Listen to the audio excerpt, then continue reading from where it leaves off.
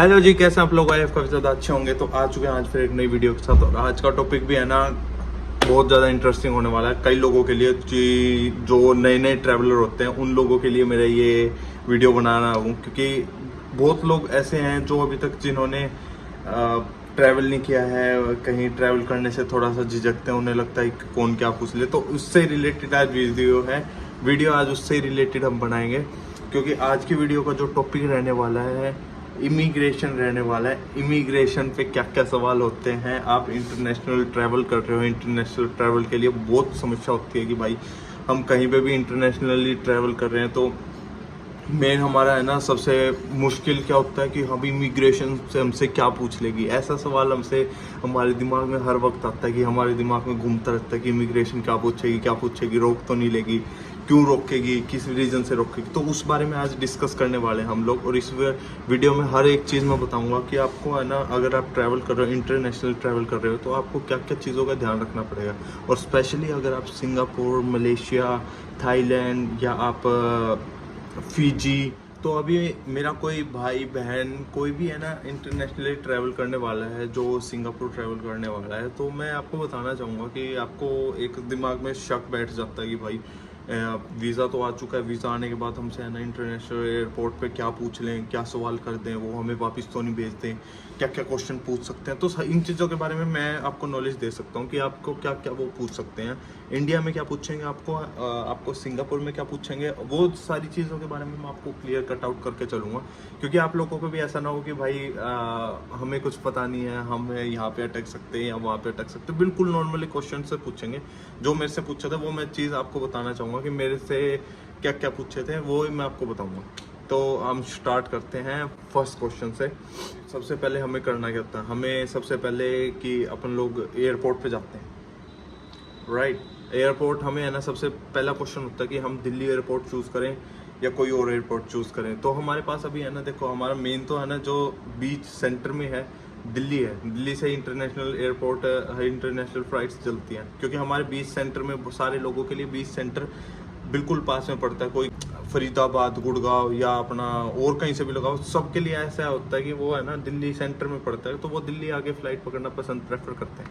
तो मैं उसी के लिए बताना चाहूँगा कि आप कहाँ से फ्लाइट पकड़ना बेस्ट रहता है। क्योंकि एयरपोर्ट तो हमारे अमृतसर में भी हैं, ठीक है, चंडीगढ़ में भी हैं इंटरनेशनल। तो सबके लिए अलग अलग चीज़ें कि तीनों एयरपोर्ट पे क्या क्या क्वेश्चन पूछ सकते हैं। पर मेन जो एयरपोर्ट होता है हमारा सबसे ज़्यादा टारगेट में, जिसमें सबसे ज़्यादा लोग चढ़ते हैं, सबसे ज़्यादा फ्लाइट्स उड़ती हैं, वो दिल्ली एयरपोर्ट है। दिल्ली एयरपोर्ट पे लोगों का बहुत डर रहता है कि भाई क्वेश्चन पूछेंगे, पता नहीं क्या क्वेश्चन पूछ ले, ये मेरे को रोक तो नहीं देगा, मेरे इसको वीज़ा को डिनाई तो नहीं कर देगा, फेक तो नहीं बता देगा। वो सारे क्वेश्चन मैं आपको बताना चाहूँगा इस वीडियो में।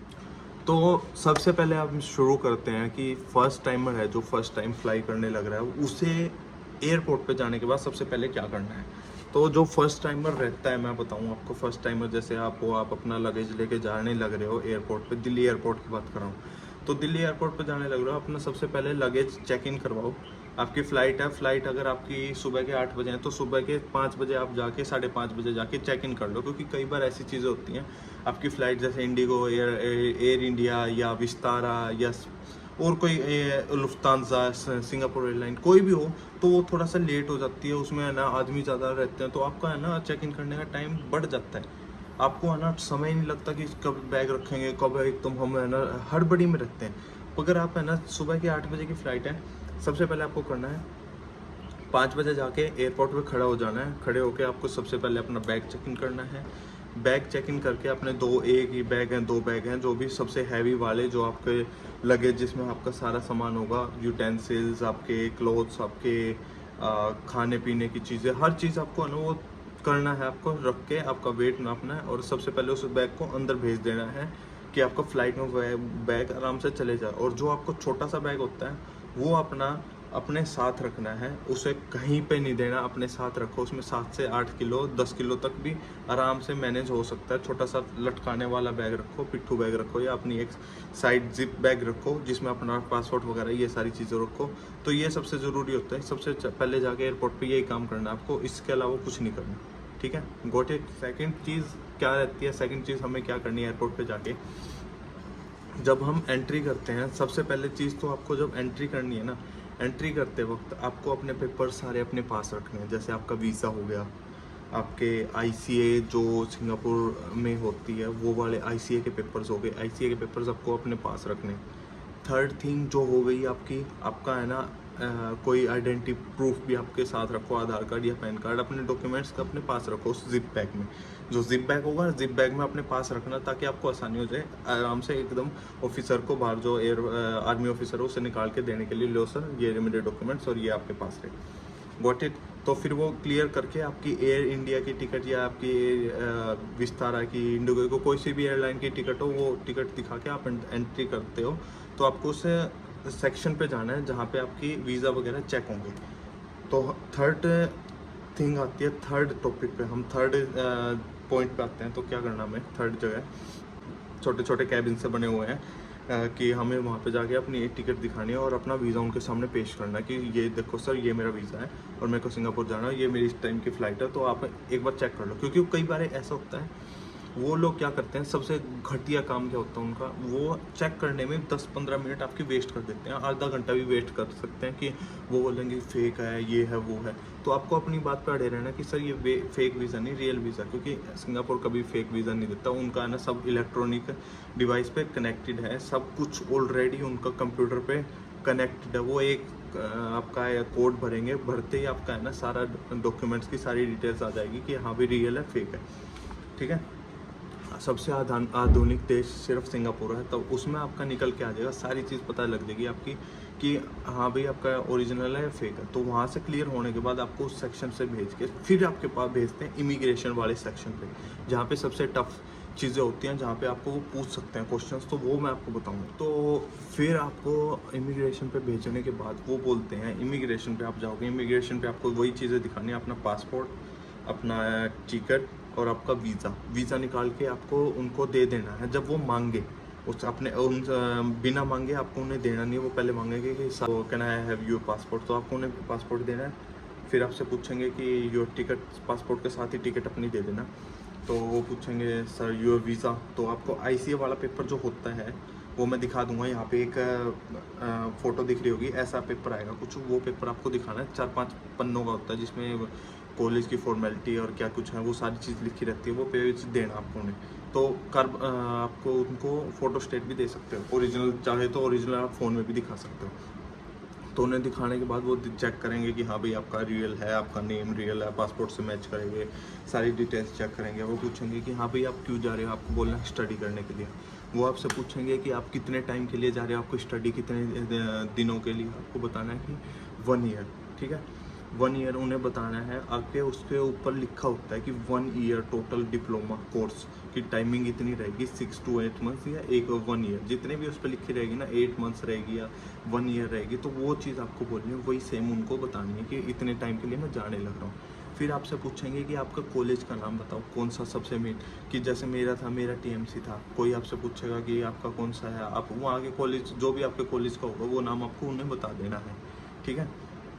फिर आपसे पूछेंगे कि आप इस कोर्स को करने के बाद वापस आओगे या नहीं आओगे, तो वो बोल देना yes sir I will come back after finish my course. तो ये बात बोलिए, ये होते आपको उन्हें वो एक लास्ट क्वेश्चन में शायद ये पूछ सकते हैं कि आपके मॉड्यूल कितने हैं। इतने मॉड्यूल्स क्या होते हैं, जैसे आपके कोर्स के सब्जेक्ट वगैरह की कितने टाइमिंग क्या कुछ रहेगा, वो सारी टाइमिंग के बारे में वो पूछेंगे। वो बहुत रेयर होता है कि मॉड्यूल्स के बारे में पूछते हैं, वरना कोई पूछता नहीं है।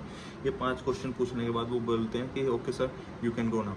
तो वो चेक करते हैं, चेक करने के बाद एक बार कॉल करते हैं सिंगापुर इमिग्रेशन पे, एक बार चेक करते हैं अपने कंप्यूटर में कि हाँ भाई रियल है बंदा, नहीं है, तो करने के बाद वो भेज देते हैं।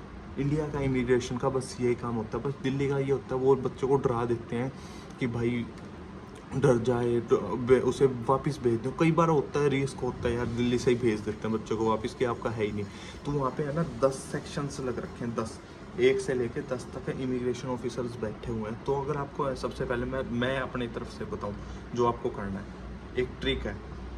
10 में से आपको पहले से लेके 10 तक है, आपको सबसे पहले 10 वाले पे जाना है। 10 वाले पे जाओगे ना और 1 वाले पे है, पहले 10 वाले पे जाओ। 10 वाले पे जाके बहुत गैप होता है भाई, बहुत ज़्यादा गैप। उन पे जाने के बाद 10 वाले पे जाके वो अगर आपको रिजेक्ट कर देता है, आपका पेपर्स अगर बोल देता कि हाँ भी रियल नहीं है, आप जा सकते हो, वापस जाओ, ऐसा कोई वीज़ा ही नहीं है, तो 10 वाले पे से निकल के आप कह दो ओके सर ठीक है ओके, तो वहाँ पे ऐसा नहीं है कि आपको रोकेगा, आपको वहाँ से, इसलिए मैं बोल रहा हूँ 4 घंटे पहले आने के लिए, क्योंकि अगर बाई चांस हो सकती है ऐसे मिस हैपनिंग, तो 10 वाले पे से हट के घूम के 5 वाले पे आओ, 5 वाले पे आओगे, 5 वाले पे आने के बाद अगर वो भी ऐसी बात कर देता, वहाँ से घूम के 3 वाले पे आओ, 3 वाला भी बोल देता 1 वाले पे आओ, ऐसे करके अपना है ना वो कोई सा एक बंदा तो बोल देगा कि हाँ भी रियल है, क्योंकि उनके बीच में कैबिन में बहुत डिफरेंस होता है, वो आपको इतना टाइम नहीं है उनको कि हाँ भी ये बंदा भी मेरे पास आया था, वो आया था, कोई एक बंदा आपको निकाल ही देगा। सबसे पहला पॉइंट ये आप चीज़ ध्यान रखना, क्योंकि ये चीज़ मैंने की हुई है, मेरे साथ बीच में एक बार बन गई थी, तो मैंने है ना ऐसे किया था, मैंने 10 नंबर पे खड़ा था, 10 पे से सीधा 5 पे भाग गया, 5 वाले ने एक्सेप्ट करके मेरे को भेज दिया अंदर ही, तो यहाँ से सिंगापुर इसका दिल्ली इमिग्रेशन का काम ख़त्म हो जाता है, यहाँ से आपको कुछ नहीं, आगे फिर आपको ट्रेन उसमें फ़्लाइट में बिठा के आपको आगे भेज देंगे। तो ये पॉइंट्स आपको जो याद करने लायक है, ये पॉइंट्स आपको याद रखने हैं। इसके बाद आप फ्लाइट करके आप सिंगापुर इमिग्रेशन पहुंचते हो ना, जब वहाँ से लैंडिंग करते हो, लैंडिंग करते आपका दिल धक धक करने लगता है, अगर यहाँ से कर दिया तो भाई 5 घंटे सफ़र करके आया बंदा बहन, तो आते ही बोल दे कि आपका वीज़ा ही नहीं, आप जाओ वापिस अपने घर, तो हर किसी का धक धक रहती है इतनी। तो आपको क्या करना है, मेरा पॉइंट ऑफ व्यू सुनना, जो आपको करना है उधर जाना है, उधर जाके इमिग्रेशन पे है ना क्या करते हैं, आपका आजकल डिजिटल है सब कुछ, सिंगापुर में सब कुछ डिजिटल, सब कुछ A to Z चीज़, कोई इमिग्रेशन ऑफिसर नहीं बैठता उधर, कोई भी। उधर क्या होता है, एक मशीन्स होती हैं जिसमें आपका पासपोर्ट आपको स्कैन करना है, स्कैन करने के बाद आपका पासपोर्ट करने के बाद वो एक मशीन होती है जहाँ पे आपकी आइज़ चेक करती है, वो आइज़ का सैंपल ले लेती है कि भाई आपकी रियल प्रोफाइल है या फेक प्रोफाइल है। अगर वो पासपोर्ट उसमें उठाता है तो इट मीन्स आपका है ना जेन्युइन प्रोफाइल है, आपके पेपर्स भी क्लियर हैं, आपके है ना ऑलरेडी ये सारी चीज़ कंफर्म हो चुकी है कि आप सिंगापुर पढ़ने के लिए आए हो। वो वहाँ से आपको है ना क्लियर कर देगी, वो दरवाजे खोल देगी, ना तो आपको किसी इमिग्रेशन ऑफिसर के पास जाना, ना कहीं किसी को कुछ जवाब देना, आप आराम से टपक देसी अंदर घुस सकते हो। और आपका एक बार अंदर घुसे तो बाहर जाने का अपने आप जो करना, अपनी पढ़ाई करो, अपना काम करो, कुछ करो। सेकंड थिंग क्या हो सकती है जो हम रिस्क लेके चलते हैं, आप उतरते हो, उतरने के बाद सबसे पहले चीज़ आपको क्या करनी है, आपका एक SG अराइवल कार्ड होता है, SG अराइवल कार्ड आपको बनाना है। वो कैसे बनता है, वहाँ पे एक छोटी सी 4-5 टैबलेट से लगे हुए हैं कोने में, वहाँ पे 5 टैबलेट हैं, 5 टैबलेट में आपकी हेल्प करने के लिए भी लोग आएंगे, पर मैं आपको एक फॉर्मेट बता दूंगा, वो कैसे होगा वो नेक्स्ट वीडियो में बता दूंगा, SG अराइवल कार्ड कैसे बनाना है। तो वो SG अराइवल कार्ड बनाने के बाद ही आप एंट्री कर सकते हो सिंगापुर में, उससे पहले नहीं कर सकते हो। एक वीज़ा बोल लो उनका या ऐसा कुछ कि मैं इस डेट को यहाँ पे सिंगापुर में आया था और मैं जब एग्जिट करूँगा इस डेट को एग्जिट करूँगा, तो आपको तब भी बनाना पड़ेगा, जब आपका SG अराइवल आप जा रहे होगे तब भी आपको बनाना पड़ेगा। तो ये चीज़ ध्यान रखना। वो चाइनीज़ लोग हैं, वो आपकी हेल्प कर देंगे इसमें बनाने में, नॉर्मल होती हैं डिटेल्स, आप कब आए थे, आप क्यों आए हो यहाँ पे, किस रीज़न से आए हो और क्या करोगे, आप रहोगे कहाँ, किसके साथ रहोगे, लोकेशन का पता हो तो उसका लोकेशन का नाम डालो। उस फॉर्म में बस यही भरना होता है। अगर आपके पास है ठीक है, नहीं है तो मैं आपको एक डेमो बता दूंगा, वो आप भर देना, मैं लोकेशन भी बता दूंगा और फ्लोर वगैरह भी बता दूंगा एक नेक्स्ट वीडियो में, पर इसमें नहीं। तो उसमें आप कॉपी करके कर सकते हो। वो होने के बाद आपको वहाँ पे इमिग्रेशन वाले पे जाना है सेक्शन पे, वो पासपोर्ट स्कैन करना है वही। अगर वहाँ पे नहीं उठाता है, नहीं उठाने के बाद आपको क्या करना है, वो लोग आपको भेजेंगे, एक काउंटर होगा, काउंटर पे वहाँ पे बैठे होंगे इमिग्रेशन ऑफिसर, वो आपसे जाके पूछेंगे कि sir can I see your papers, तो वो पूछेंगे पेपर्स दिखा दो कि हाँ भाई ये मेरा IC रहा, ये मेरा पासपोर्ट रहा और ये मेरी टिकट रही, बात ख़त्म। वो पूछेंगे कि हाँ भाई, वो एक कंफर्मेशन करेंगे कॉलेज से कि हाँ भाई आपका इस जो स्टूडेंट है आपके कॉलेज का ही है ना, आपने इसे एडमिशन दिया है और आपके कॉलेज में पढ़ना चाहता है, तो वो भी आपसे ये क्वेश्चन पूछेंगे कि how long you gonna stay here, और आपका कोर्स क्या है, आप कौन से कॉलेज में स्टडी करोगे, आप कहाँ रहोगे, वो पूछ सकते हैं। ये रैंडम क्वेश्चन है, वो बोल देना कि हाँ भाई पाया लेबार में रहूँगा या बोटकी में रहूँगा, क्लार्की में रहूँगा या डोम में रहूँगा या लिटिल इंडिया रहूँगा, ऐसी लोकेशन है वहाँ पे, वो उन चीज़ों का नाम ले सकते हो। और वहाँ का नाम लेने के बाद वो बोल देंगे okay you are genuine student so you can go now, बस इतना देखेंगे, पेपर चेक करेंगे और आपको भेज देंगे बाहर। वो फिर है ना एक क्लिक करते हैं, क्या कुछ करते हैं मेरे को नहीं पता, वो अपने कंप्यूटर में करने के बाद वो आपका जब दोबारा स्कैन करोगे ना, आई रेटिना स्कैन करेगा वो, आप निकल जाओगे, उसके बाद सब कुछ खत्म हो जाता है। बस ये सिंपल सा क्वेश्चन था, इसके अलावा कुछ भी नहीं पूछते। आपको ऐसे ही धक धक रहती है कि हाँ भाई ये होगा वो होगा, पर इससे ज़्यादा सवाल नहीं पूछते। मेरे को बस यूँ लगा के चलो 100 में से सिर्फ है ना 3 चांसेस ऐसे होते हैं जब बच्चों को वापस भेज देते हैं, क्योंकि जब आपको इंग्लिश नहीं आती हो, इंग्लिश नहीं आए तो आप वहीं पर अटक के जाते हो, उनके क्वेश्चंस का जवाब ही नहीं दे पाओगे कि वो बोल क्या रहा है, क्या कर रहा है, क्या नहीं। तो ये चीज़ का ध्यान रखना कि इंग्लिश, बेसिक से इंग्लिश लेके आना कि आपकी 50% 60% इंग्लिश ऐसी हो कि फ्लुएंट इंग्लिश हो या बेसिक इंग्लिश हो कि आप उनकी बात समझ जाओ, अगर बोल नहीं सकते तो समझ जाओ एटलीस्ट। तो ये चीज़ का ध्यान रखना, ये क्वेश्चन पूछते हैं, इसके अलावा कुछ नहीं पूछते भाई, कोई बड़ी बात नहीं है।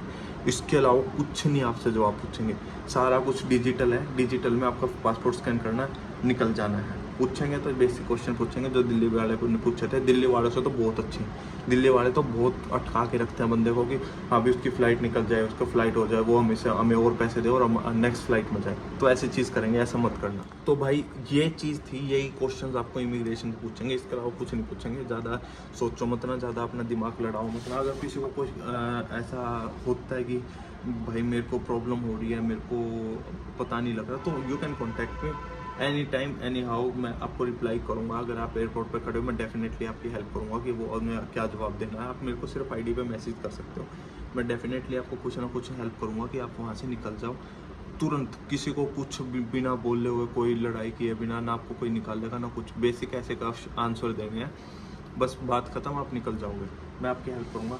अगर आपको वीडियो पसंद आई हो तो भाई लाइक शेयर सब्सक्राइब करना, और अपने दोस्तों को भी भेज देना, जो बंदा निकलना चाहता है, जो यहाँ से जाना चाहता है, वापस जा रहा है कोई भी, तो उन सबको भेज देना, ताकि उनके दिमाग में भी सवाल ना रहे कि भाई क्या क्वेश्चन होंगे, क्या नहीं होंगे, क्या पूछेगा। तो ऐसा कुछ भी नहीं है, आप मेरे को कॉन्टैक्ट कर सकते हैं, आई डेफिनेटली हेल्प यू। तो thank you for watching this video, और मिलते हैं इसी के साथ नए टॉपिक के साथ, नई वीडियो के साथ। तो थैंक यू, अलविदा।